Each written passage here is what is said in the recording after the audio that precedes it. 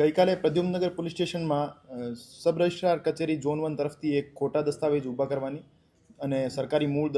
દસ્તાવેજો સાથે ચેડા કરવા બાબતની એક ફરિયાદ મળી હતી, જેમાં હકીકત એવી હતી કે હર્ષ સોની નામના એક કમ્પ્યુટર ઓપરેટરે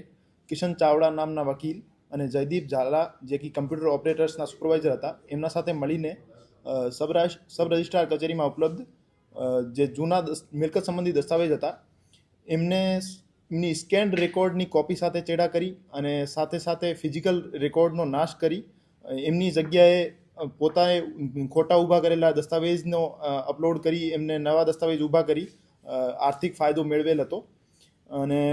હાલ સુધી જયદીપ ઝાલા નામના જે કમ્પ્યુટર ઓપરેટરના સુપરવાઇઝર હતા એમની અટકાયત કરવામાં આવી છે અને હર્ષ સોની અને કિશન ચાવડાને ધરપકડ કરવા માટે પોલીસે તજવીજ કરી છે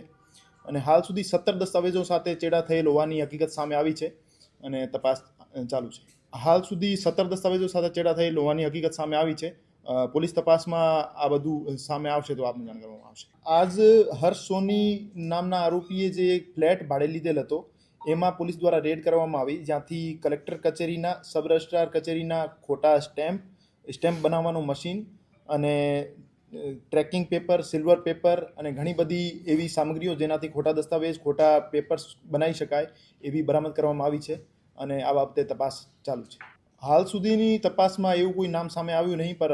આમાં સંભાવનાઓ ખરી કે બીજા કોઈ માણસો સામેલ હોય તો આ બાબતે આપને જાણ કરવામાં આવશે.